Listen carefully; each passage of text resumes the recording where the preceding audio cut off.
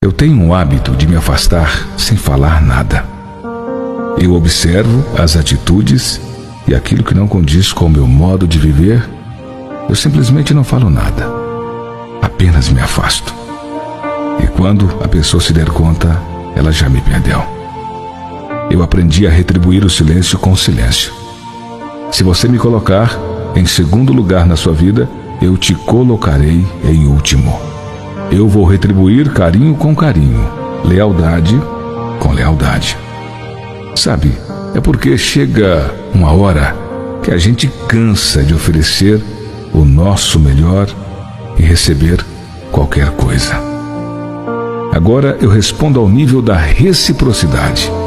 Daqui para frente, definitivamente, eu vou amar quem me ama e cuidar de quem de fato cuida de mim.